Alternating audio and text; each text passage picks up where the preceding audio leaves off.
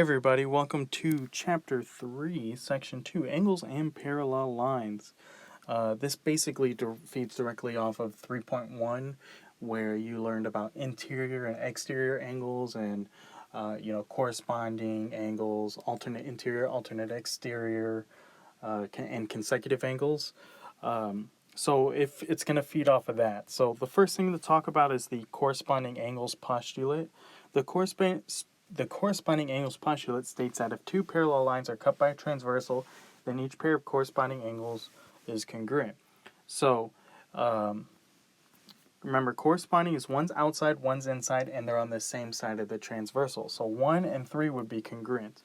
2 and 4 would be congruent. They're going to be different angle measures than 1 and 3, but 2 will be congruent to 4.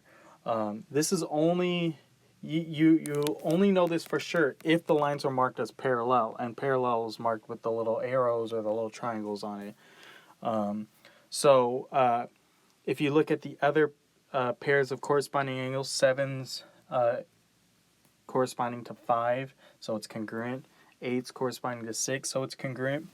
And then you can also tell that angles 1 and 7 would be congruent to each other, and 3 and 5 would be congruent to each other, and 2 and 8 would be congruent to one another, and 4 and 6 would be congruent to one another. You know this because those are all vertical angles, right? So that's the reason why this is color-coded in blue and red, because all the red ones have the same exact angle measure. All the blue ones have a different, but also same angle measure. Remember, if angles are right next to each other, that means they're forming... that means they're adjacent angles. That means they're forming a linear pair. So a linear pair is supplementary, okay, meaning it adds up to 180. So whatever the red is plus whatever the blue is will equal 180 degrees, okay? So I'm going to use that to do this example right here. In the figure, measure of angle 5 is 72 degrees. Find the measure of each angle. Tell which postulate or theorem you use. Meaning, do you know it because they're corresponding angles, or do you know it because they're vertical angles, or something else? But yeah, all I needed to know was that these were corresponding or vertical. So what I'm going to do is I'm going to label angle 5 as it's 72 degrees. So angle 5 is 72. And then what else would be 72? Anything that's a vertical angle is 72. And then anything that corresponds with it, right? Whatever is outside and inside, and on the same side of the transversal. So angle 5 corresponds with angle 4, and angle 4 is vertical to angle 2. And then it should make sense because these two are corresponding, so they're the same thing. And then these two are vertical, so they're the same thing. These are corresponding, and these are vertical. So I hope you see what I mean. All the other angles are going to be 108. How do I know it's 108? Because 180, like I said before, they have to be supplementary. Angles 5 and 6 are supplementary. 8 and 7 are supplementary. 3 and 4 are supplementary. 1 and 2 are supplementary. So do 180 minus 72, and you get 108 for all those other angle measures. Okay? So if I ask you specifically, I forgot angle 8, but that's also 108. If I ask you specifically, what's angle 4 and what's angle 2? Let's see here. Angle 4 is 72 degrees. How do I know angle 4 is 72? Because it's corresponding to angle 5. And then how do I know angle 2 is 72? Because it's a vertical angle with angle 4. So that's what I'll write right here. You might be wondering, how do you know if it's a postulate or a theorem? I don't think there's any real difference between the word postulate and theorem. If there is, feel free to let me know. But I know this one says specifically corresponding angles postulate. The other one, vertical angles, I think it's a theorem.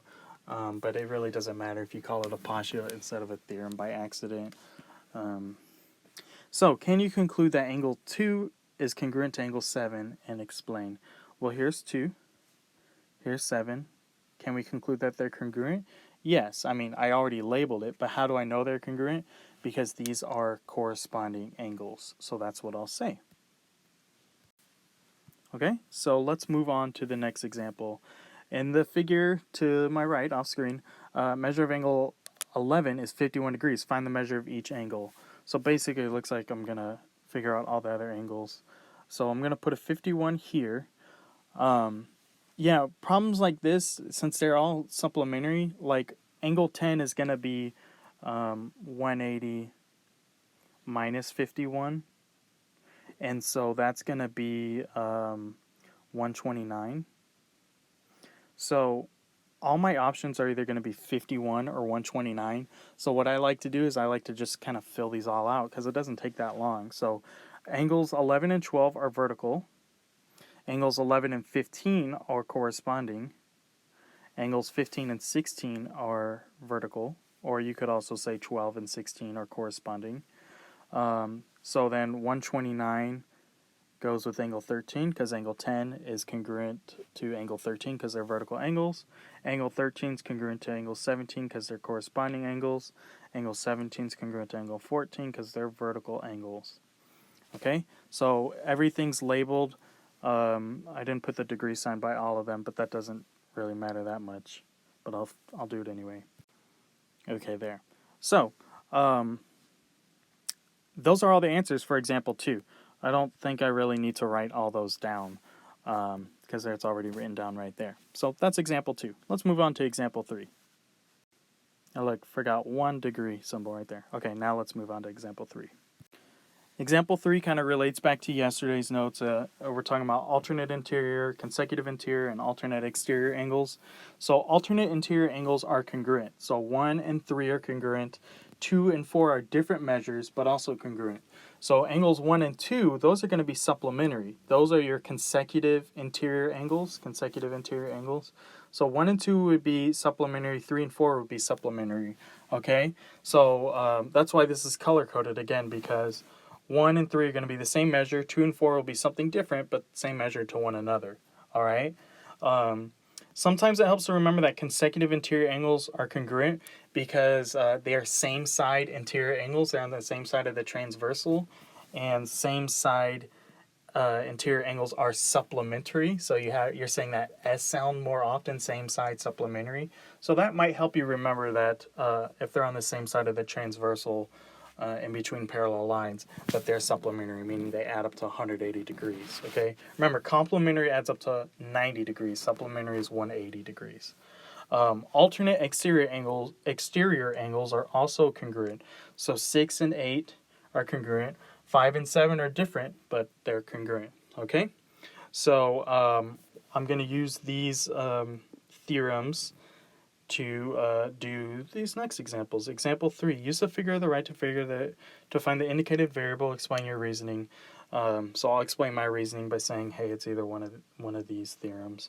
So if measure of angle 4 is 2x minus 17 and measure of angle 1 is 85 degrees, find x. So here's what I'm going to do. I'm going to label everything. So measure of angle 1 was 85 degrees, right? So that means the vertical angles are congruent. The corresponding angles are congruent. So I'll fill those out next. So 1 corresponds to 7. And then I'll go to the next one. So what's 180 minus 85? That's going to be 95. So angle 2 will be 95. Angle 8 will be 95. 4 is 95, 6 is 95. So this might feel exactly like the last problem we did, but if you look at it, it's also further justifying those theorems that I just covered, in that alternate exterior angles are congruent. 1 and 5 are alternate exterior, they're congruent. 2 and 6 are alternate exterior, they're different but congruent to one another. And then those pairs would be supplementary. See, so that adds up to 180. Alternate interior are congruent. So 3 and 7 are alternate interior. 8 and 4 are a different pair of alternate interior angles. And then remember, the same side interior or the consecutive interior angles are supplementary. So they're different, but they add up to 180. So yeah. So what I'm going to do is, now that I figured all that out, I'm going to look at angle 4, and angle 4 is 95 degrees. So I am going to write 2x minus 17 equals 95. And so I'll solve this by adding 17 over, and 95 plus 17 is 122. This 5 doesn't look that good, but oh well. 122 equals 2x. So divide both sides by 2. And you're going to get x equals 61. Okay, it's not 61 degrees because you're just figuring out what x is. Remember, if you plug it in, 2 times 61 minus 17 should equal 85. Or 95, sorry. Not 85. Letter B. Letter B, I'm not going to use these angle measures. I'm just going to use the properties. So angle 3 and angle 7, they equal those expressions right there. Let's look at angle 3 and 7. So 3 and 7 are so yeah, just try and ignore all these 85, 95s. That was for example A.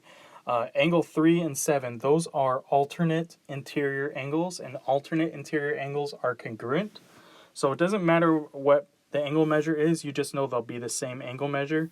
So what I'll do is I'll write them equal to each other. 4y plus 30 equals 7y plus 6.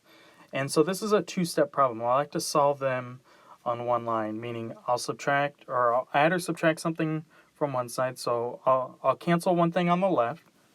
So I'll do that by minusing 4y over to the 7y. And then I'll cancel one thing over on the right. So that means I got to minus this 6 over to the other side. And so 30 minus 6 is 24. And 7y minus 4y is 3y. So I'm just saving myself a little bit of space. Divide both sides by 3, and you get y equals 8. So if you plug 8 in to either one, you'll see that you get something different than the 85 and 95. So those have nothing to do. That's what I mean by they have nothing to do with it. So like measure of angle 7 was 7y plus 6. So 7 times 8 plus 6. That'll equal 62 degrees. And then, since they're congruent, you know you did it right if you plug it into both. Measure of angle 3 equals 4y plus 30. But y is 8. So I'll put 4 parentheses 8 plus 30. And 4 times 8 is 32. 32 plus 30 is 62 degrees. So there you go. You know you did it right if you get the same thing twice. So let's do example 4 now.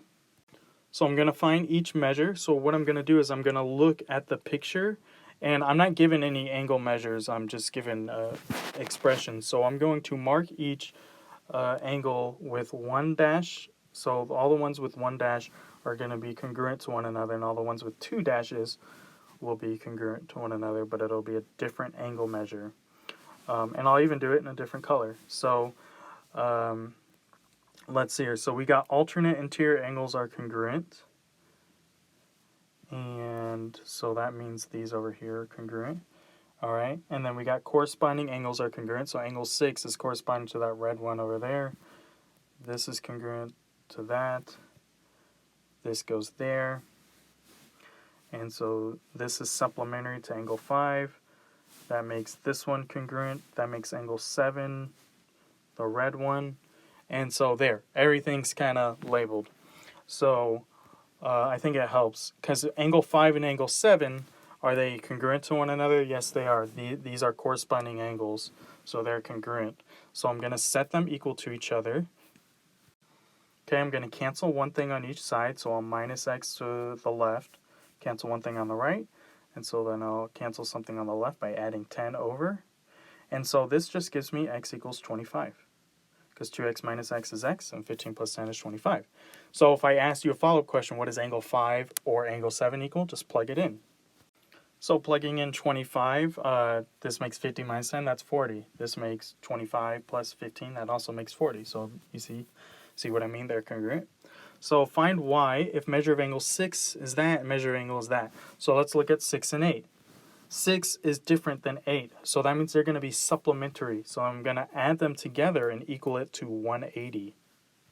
It's almost like in geometry, when in doubt, set it equal to 180, or like add them together and equal them to 180, or you set them equal to each other and solve. Like that happens so many times in this class. So I have a 4 in parentheses. I'll choose to distribute it to the parentheses, so 4y minus 100, and then bring down everything else, plus 4y equals 180. Add together your like terms. This makes 8y minus 100 equals 180. Okay, so next I'll add 100 to the other side to get 280. So if 8y equals 280, then you'll divide both sides by 8. And 280 divided by 8 is 35. So if I ask you a follow-up question, what does angle 6 and angle 8 equal? They don't equal the same thing, but they should add up to 180 if you added them together. So measure of angle 6 is 4 times 35 minus 25. That's 10. What's 4 times 10? That's 40. So measure of angle 6 is 40 degrees. What's measure of angle 8? So I'll do it in blue. Measure of angle 8 is 4 times 35. What's 4 times 35? That's going to be 140 degrees. So what's 40 plus 140? That's 180. So you know you did it right when it equals 180. So with that being said, thank you for watching, and goodbye.